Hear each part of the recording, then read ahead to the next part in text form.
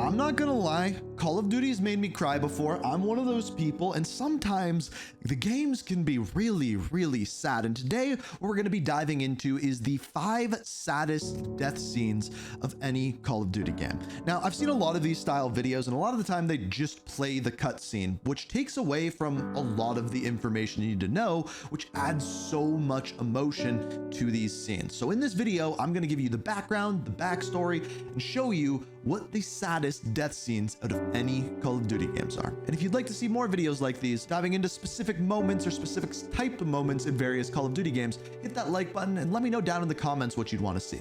Without further ado, let me start out with an example from a more recent Call of Duty game. Imagine waking up in a pile of rubble, not knowing what's going on, but quickly finding out that your entire world has just changed.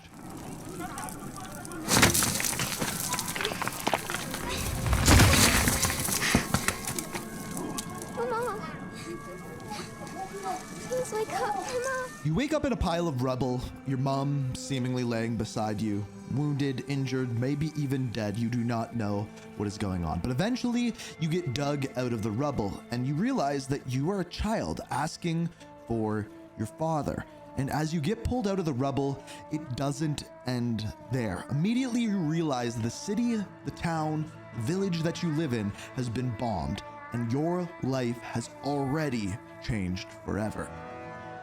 Give her to me! Oh, that's too far. Thank God you're back. Mama! No! No! Wait! Where is my son? Where is your dear? We left him home to study.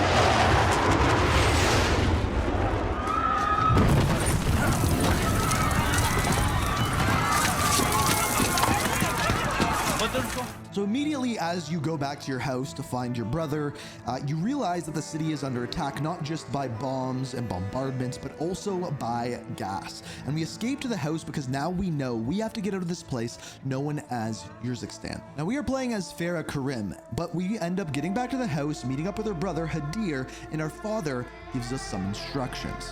Where's Mama? Mama's not coming. Sorry, my boy. Why are they doing this, Papa? They think we help the rebels. Here, take this mask, okay? Do we have one for Farah? Yes, you'll need your own. I'll help your sister. Come. Take these phones. Use them if we get separated. Okay. We'll cross the bridge and go to the mountains. We'll be safe there. Come. What if they catch us, Papa? They will take you away and lock you up. I don't want to go. Okay. Listen, I know. We'll come back, I promise. Adele, you be strong for your sister now, okay? You keep Mama here and you keep this clear. That's how we survive. You understand? Yes, Papa. Listen, when we get outside, you stay with me, okay? So as we are about to escape, someone knocks on the door. Someone specifically from the Russians, more specifically from an army called Barkov's forces. And heroically, your father protects you.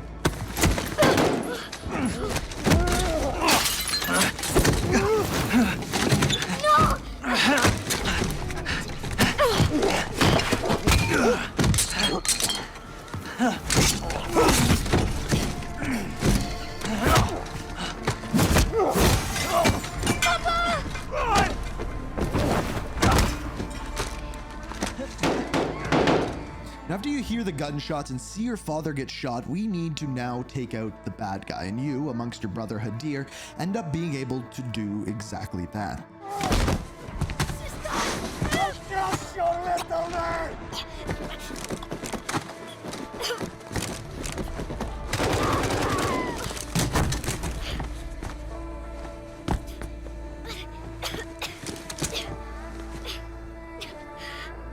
Don't be afraid. We are together. Okay. Let's check his body. So we take out the bad guy, and then we go to check on our father. Our mother already passing and the building collapsed. The only person we have left is our father. And of course, as we find out, this is what happens with the rest of Farah's world. Baba? My house. You have to get up. I can't. I can't go with you. What do we do? You survive. Whatever it takes. Never back down.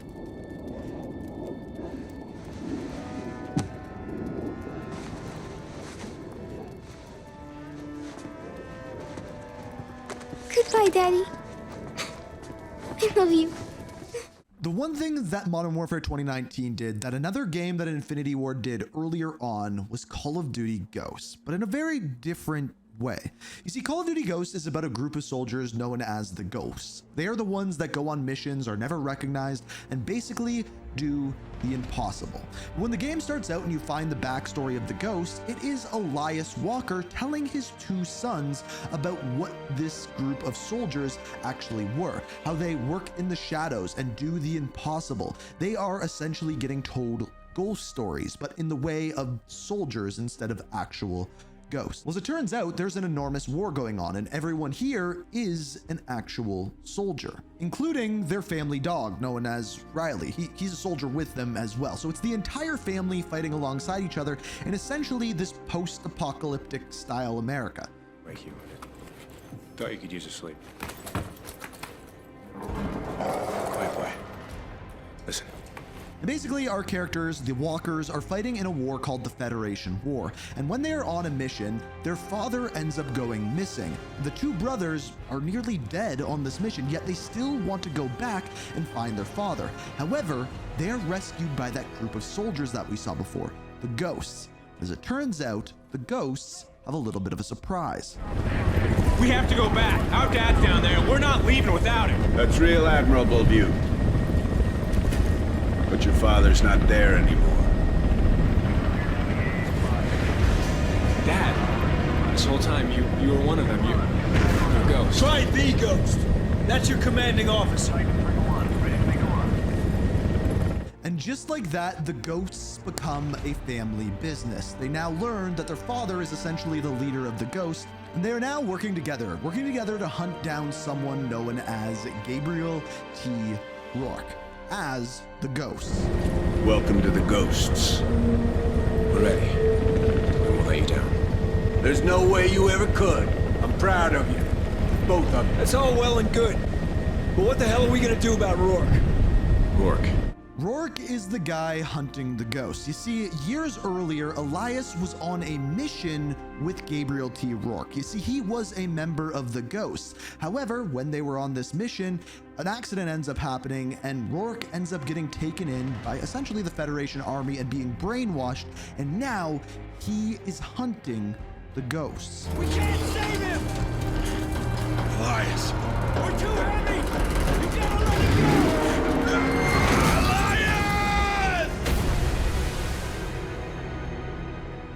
So that is what Rourke does. He hunts down the Ghosts. And now that the Ghosts are a family business, the Ghosts have a weakness. Where's Keegan? You know I'm not telling you a damn thing. No? Let's see if I can change your mind.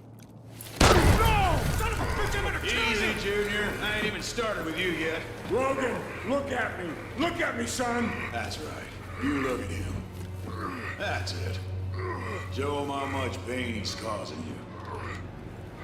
Funny thing about your old man, he lets his men die to save his own ass. Damn it, Rourke. This is between you and me. Leave my boys out of it. You're talking to a superior, Lieutenant. Show some discipline. You were never one of us. You're not a ghost. Well, that's just because I'm better than you. Ah! I've always been better than you! But you call yourself a ghost? Ah! You're nothing. You and your sons are dead. Your name dies with you. Oh, he's still got a little life in him. Didn't he ever tell you not to aim guns at people? They could go off! That's it! Just a little more. That way. Come on! Stop! Point it at Dad! Logan! Logan! Whew! You got fire in you, kid. I like that. Risking your life to protect your captain. You could learn something from him, Elias. He's my son. Yeah? And he's gonna get to watch you die. Dad! I'll kill you, you hear me? I'll kill you, son of a bitch! I'm gonna kill you! Motherfucker! I'm proud of you, Logan. Everything's gonna be okay. Oh, you are right, Elias. I'm not a ghost. I'm the man that hunts them and sends them back to the other side.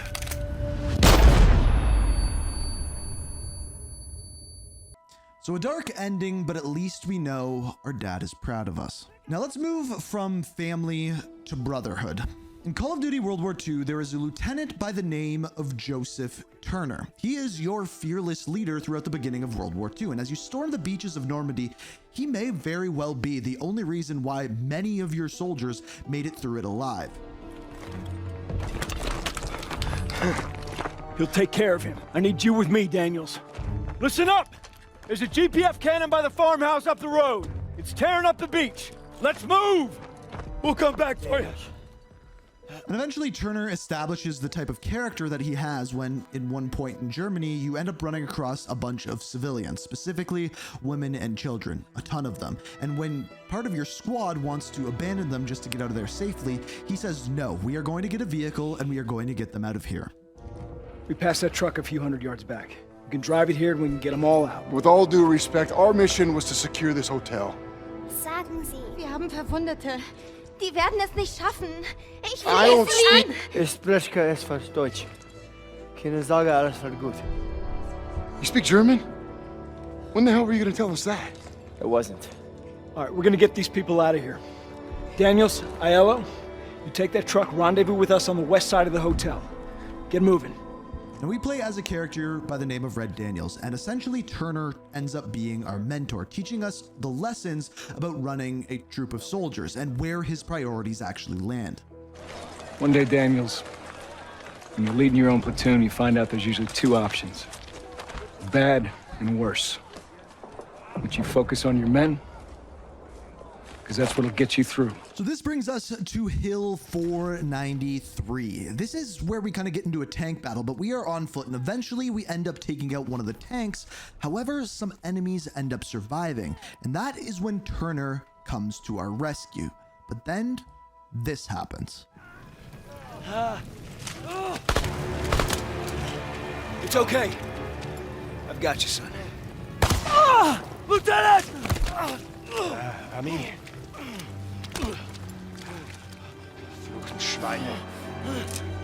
Arschlöcher. Sie werden uns nie schlagen. Was machen sie denn hier auf unserem Kontinent? Hä? Sich alle am Arsch lecken, verfluchten amerikanischen...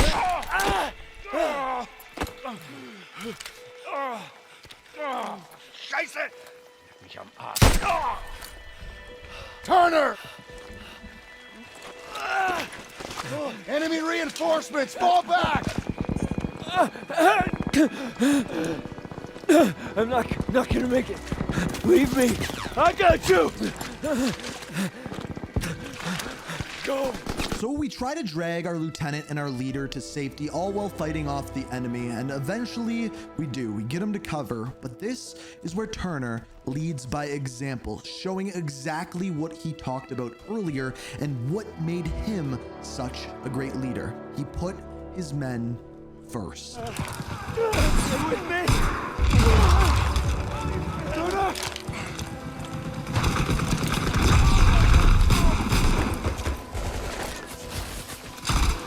Lieutenant! We gotta get our boys out of here. No, we can still make it! You have to retreat. No, we ain't leaving you here. You get me up, I'll hold them off.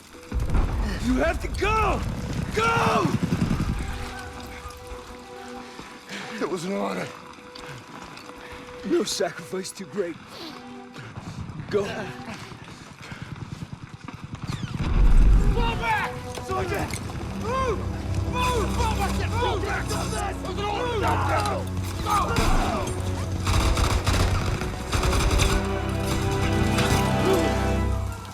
Go!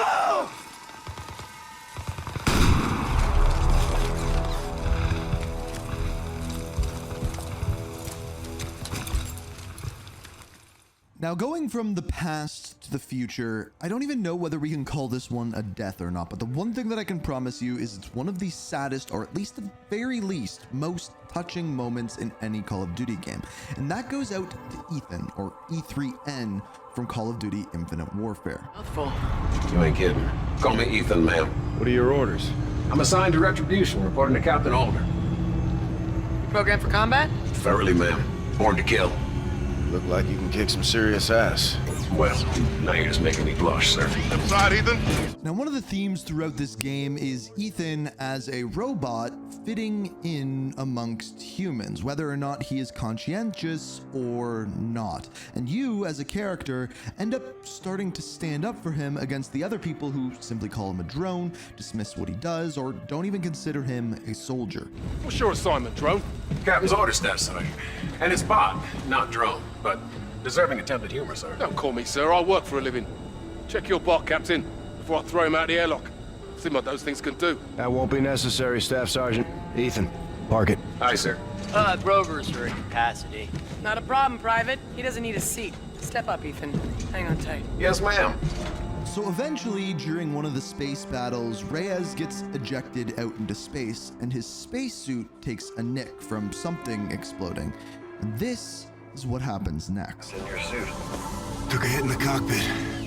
Left arm's torn. Unsettling report, sir.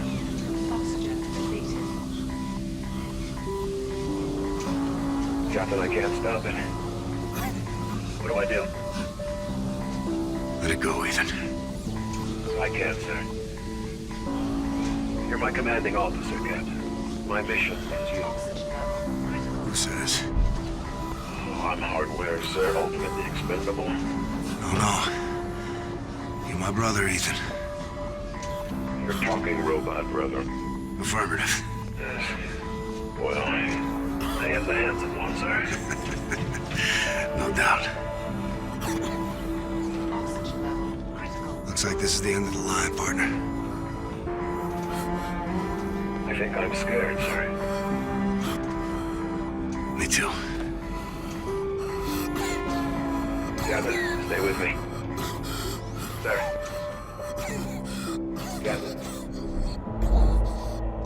Captain. But here's the thing, this isn't the death scene that I'm talking about, because as it turns out, Reyes did not die here. He was saved because of Ethan. We had to pry Ethan's arms open. They'd frozen around you, protecting his captain to the end. Dauntless valor, Ethan. Boundless terror, Captain. You are a humble one. 5 seconds to die. And that is what makes the end of this game so hard, how good of a character Ethan is. Now, what makes this even more interesting is as you get into Saddest Death's shipyard, you see that the core of this building and the core of this planet basically destroys Ethan's self-control. So you have to hack into him to destroy the moorings on this Death Destroyer. Core interference may disable my processor. Hack into my system and you can keep me moving. Use the hacking module. I got line of sight to your location, sir. Okay. I'm in. Pretty strange.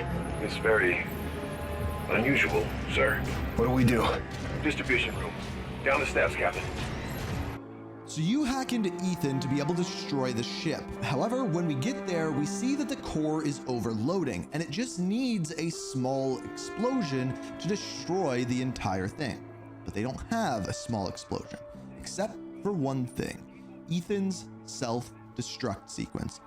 Now, the conversation between these two characters, it pulls on your heartstrings, but not only that, on top of that, you essentially control Ethan to his own death.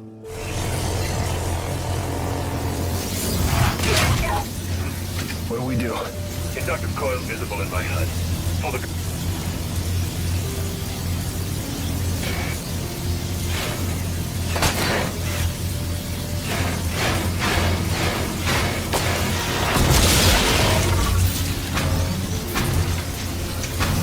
It looks like it's overloading. Let's get out of here. No, sir. The core is still holding. It'll need a charge to set it off. My self-destruct, sir. The detonation will ignite the core. It'll set off a chain reaction and blow the mooring. There's gotta be another way. I'm afraid not, sir. I understand the conflict, Captain. I'm ready. I promise.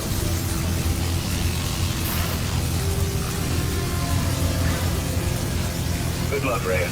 It's been an honor, sir. Honor was all mine, Metal One. Reyes, we're mobile. Enable firing control.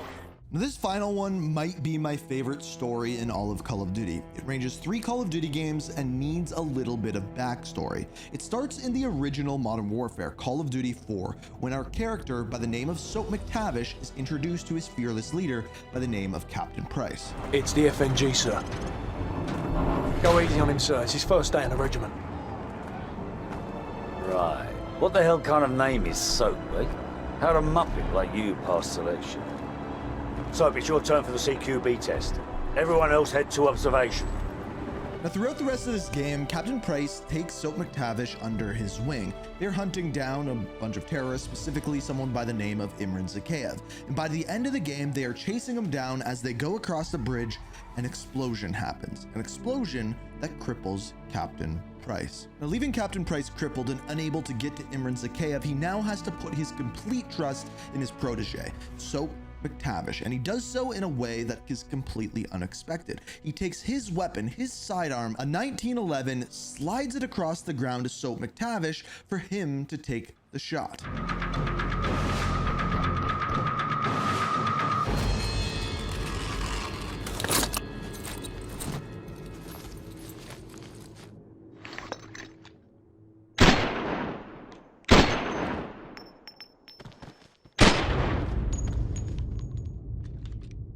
Now, this pistol would mean a lot more than just saving the two of them, because this pistol would come back once again.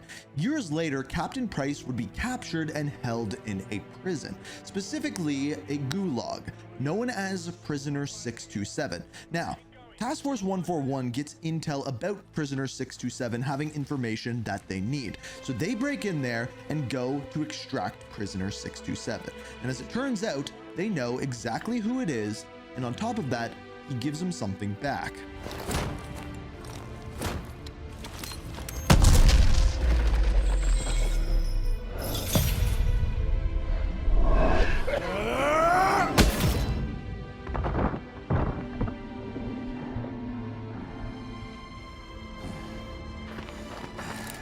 Drop it!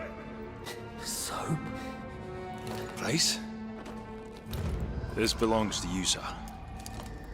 Who's Soap? Come on! We gotta get out of here! Move! Move! Now, this scene is so well acted and written for so many reasons. First off, when Soap first talks, you can see on Captain Price's face how he immediately recognizes him. This is followed up by Soap MacTavish returning Captain Price's pistol back to him. This wasn't the last time that this would happen. Moving forward into Modern Warfare 3, Task Force 141 is tracking down Vladimir Makarov, and it finally seems as though the team has an upper hand on him. And this happens. What the hell? Price, who is that? Kamarov. I'm sorry, Price. Captain Price. Ад ждет тебя. Price, get out of there! Yuri, my friend. You never should have come here. What the hell is he talking about? Get out now!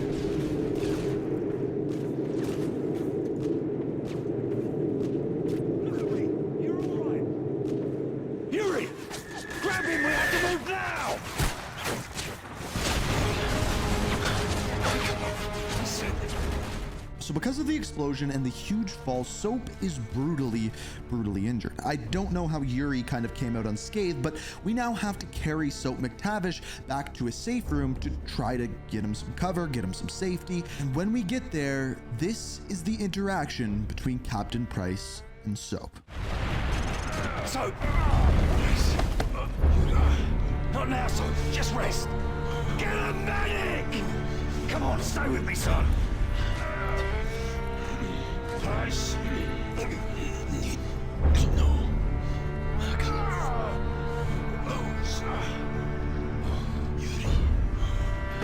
Oh, no! Soap! No! Soap! You have to go now! Get off me!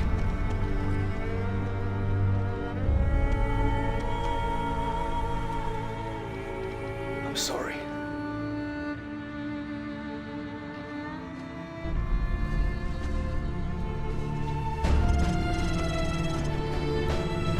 And just like that, Captain Price apologizes to Soap, with his last actions taking the pistol that he slid to him at the end of Call of Duty 4 that was given back to him in Modern Warfare 2 and finally is laid to rest with Soap MacTavish in Modern Warfare 3. The pistol was not just a pistol, it was a symbol for their friendship, for their tutelage, and for the safety that the two of them provided each other. But with Soap MacTavish's death, the pistol was no longer needed.